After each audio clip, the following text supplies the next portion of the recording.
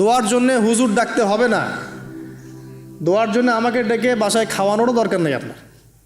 দোয়ার জন্য আপনি যথেষ্ট।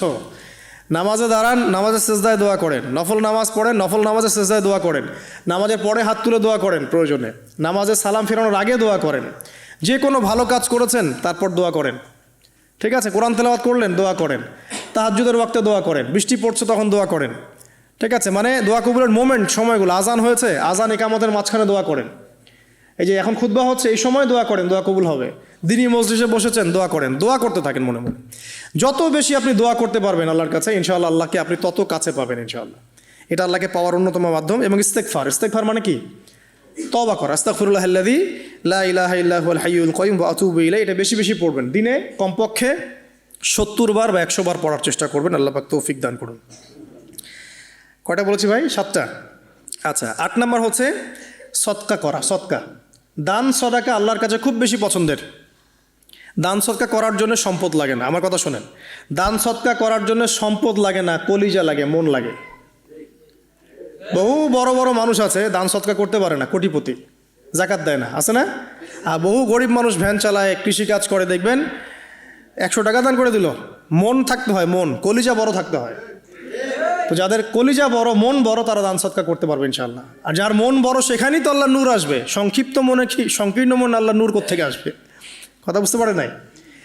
তো দান সদকা বাড়ান। আপনি 1 টাকা দান করেন, 5 টাকা দান করেন, হালাল রিজিক থেকে 1 টাকা দান করেন, সেটা আল্লাহর কাছে অনেক বেশি পছন্দের। একটা হাদিসে নবী সাল্লাল্লাহু আলাইহি ওয়াসাল্লাম বলেছেন, হালাল উপার্জন থেকে আল্লাহর বান্দারা যখন একটা খেজুরও দান করে, আল্লাহ পাক সেই একটা খেজুরকে আস্তে আস্তে বড় করতে থাকেন, বড় করতে থাকেন, বড় করতে থাকেন। এটা এক পর্যায়ে পাহাড়ের সমান হয়ে যায়। এবং কিয়ামতের মাঠে মানুষ তার দান এবং সাদাকার যে ছায়া, এই ছায়ার নিচে অবস্থান করবে। আপনার বিপদ হয়েছে, দান সদকা করেন, বিপদ দূর হয়ে যাবে ইনশাআল্লাহ। জটিল কোনো রোগ হয়েছে, কোনো ডাক্তার ট্রিটমেন্ট করতে পারছে না, সদকা করেন, রোগ ভালো হয়ে যেতে পারে ইনশাআল্লাহ। সদকার ব্যাপক ফজিলত আছে। সদাকা, দান সদাকা, দোয়া, এগুলো তাকদিরের যে বিপদ আপদগুলো আছে না, ঝুলে আছে, আমাদের তাকদিরে বিপদ আছে না অনেক, এগুলোকেও সরিয়ে দিতে পারে আলহামদুলিল্লাহ। এই শক্তি আছে দোয়া এবং দান সদকার মধ্যে। আল্লাহ পাক আমাদেরকে বেশি বেশি সদাকা করার তৌফিক দান করুন, আমিন। আর সদাকা নফল না করতে পারলেও কমপক্ষে ফরজ জাকাতটুকু দিবেন, ফরজ জাকাতটুকু দিবেন। কারণ জাকাত, সদকা এবং ব্যবসা এগুলো হচ্ছে ইসলামিক অর্থনীতির মূল ভিত্তি, এর সাথে কৃষিকাজ। আর দুটো বলে শেষ করে দেই। 9 নম্বর হচ্ছে আমর বিল মারুফ এবং নাহি আনিল মুনকারের কাজ করা, মানে সৎ কাজের আদেশ করা, মানুষকে অসৎ কাজে নিষেধ করা। এই কাজটা যে যত বেশি করবে সে তত বড় ব্যবসায়ী। কারণ কি, আপনার দাওয়াতে, আপনার লেকচার শুনে, আপনার বই পড়ে, আপনার নসিহত শুনে যদি একটা মানুষও দিনের পথে ফিরে আসে, ওই একটা মানুষের সারা জীবনের যে নেক কাজ, এই সমস্ত নেক কাজের একটা অংশ আপনি পাবেন ইনশাআল্লাহ। আবার আপনি কাউকে অন্যায় থেকে বারণ করেছেন, আপনার দাওয়াত শুনে কেউ সিগারেট ছেড়ে দিয়েছে, মাদক ছেড়ে দিয়েছে, জেনা ছেড়ে দিয়েছে, পর্ন ছেড়ে দিয়েছে, বা হারাম সুদ ছেড়ে দিয়েছে, ওই মানুষটা এখন সারা জীবন যত ভালো কাজ করবে, এই পুরো ভালো কাজের একটা অংশ আপনি পাবেন ইনশাআল্লাহ। এর চেয়ে বড় কিন্তু কোনো ব্যবসা নাই। এই কাজটা করলে আল্লাহ পাকের রহমত নেমে আসে, আর এই কাজটা ছেড়ে দিলে আল্লাহ পাকের গজব নেমে আসবে। যখন মানুষ ন্যায়ের আদেশ এবং অন্যায় নিষেধ ছেড়ে দিবে, আল্লাহর গজব নেমে আসবে। আর মানুষ যত বেশি সৎ কাজে আদেশ করবে, অসৎ কাজে নিষেধ করবে, আল্লাহর রহমত তত কাছে আসবে ইনশাআল্লাহ। আল্লাহকে পাওয়া যাবে ইনশাআল্লাহ তাআলা। আল্লাহ পাক আমাদেরকে তৌফিক এনায়েত করুন। হজ ওমরা করা, হজ ওমরা আল্লাহ পাক আমাদের সবাইকে বেশি বেশি করার তৌফিক দেখ। কারণ হজ এবং ওমরা এমন কিছু কাজ আছে যে কাজগুলো সরাসরি আপনার সাথে আল্লাহ পাকে কানেকশন করা হবে। আরাফার মাঠে যাবেন, ওই মাঠে কি কিয়ামত হবে না? আল্লাহকে চিনতে পারবেন এখানেই। তারপরে যে সাই করেন, সাই করেন না, সাফা মারওয়া সাই করে, ওখানে গেলে আপনি বুঝতে পারবেন যে কীভাবে ইসমাইল আলাইহিস সালামকে পানি দেওয়ার জন্য তার মা হাজারা এখানে দৌড়দৌড়ি করেছেন। বাইতুল্লাহ দেখবেন, আপনি চিনবেন যে আল্লাহর তাওহীদ কী জিনিস। চোখে দেখার সাথে সাথেই আপনার ভিতরে এমন একটা ফিলিংস আসবে যেটা ভাষায় প্রকাশ করা যাবে না। চোখে দেখার সাথে সাথেই এমন একটা ফিলিংস আসবে, আপনাকে আমি এটা ভাষায় প্রকাশ করে বোঝাতে পারবো না।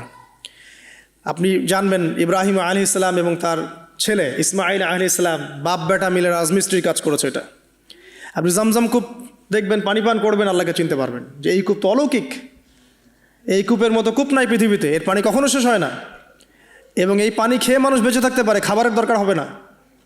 দীর্ঘদিন পর্যন্ত এই পানি খেয়ে মানুষ বেঁচে থাকতে পারবে, খাবারের প্রয়োজন হয় না। তো এই পানির মধ্যে এমন কিছু উপাদান আছে যেটা মানুষের শরীরের রোগগুলোকে শেফা দিয়ে দিবে ইনশাআল্লাহ তাআলা আল্লাহর হুকুমে।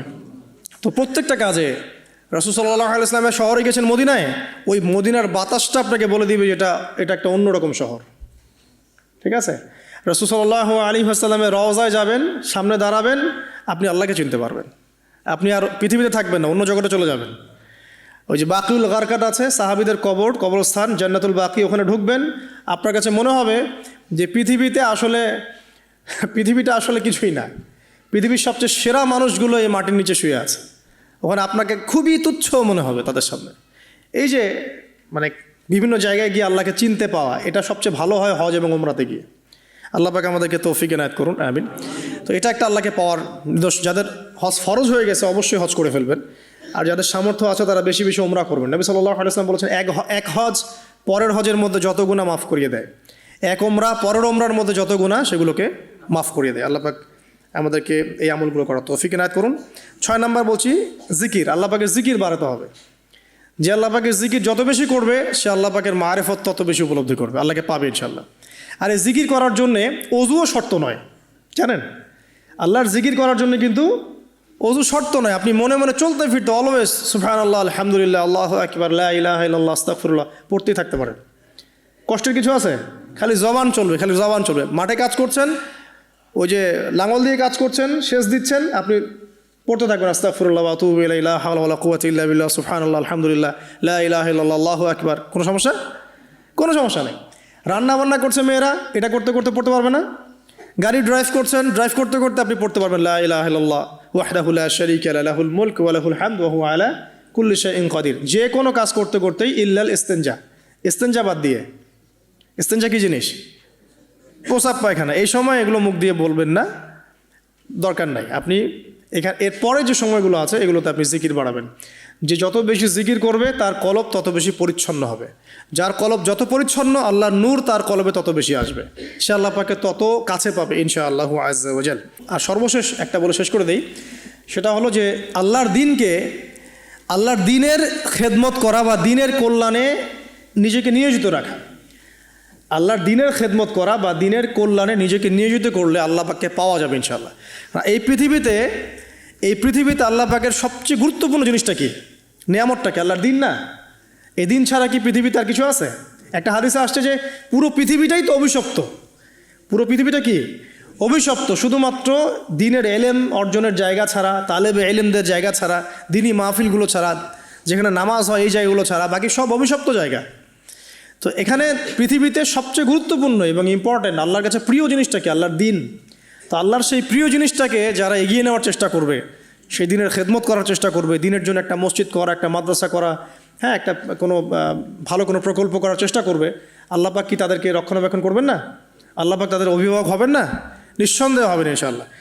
এবং ইনশাআল্লাহ তাআলা তারা পৃথিবীতেও সফল হবে, পরকালেও ইনশাআল্লাহ তাআলা সাফল্যের চাদর তাদেরকে আঁকড়ে ধরবে ইনশাআল্লাহ তাআলা। আল্লাহ রাব্বুল আলামিন আমরা সবাইকে এই দুনিয়াতে আল্লাহকে পাওয়ার তৌফিক দান করুন, এবং যে কাজগুলো করলে পরে আল্লাহকে পাওয়া যায় সেই কাজগুলো বেশি বেশি করে করার তৌফিক আল্লাহ পাক দান করুন।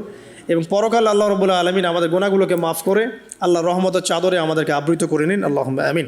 আকুলু কওলি হাযা আস্তাগফিরুল্লাহ লি ওয়া লাকুম ওয়া লিসাইরিল মুসলিমিন। বারাকাল্লাহু লানা ওয়া লাকুম বিল আয়াতিল হাকীম। ইন্নাহু তাআলা জাওয়াদুন কারীম ওয়া রাউফুর রহিম।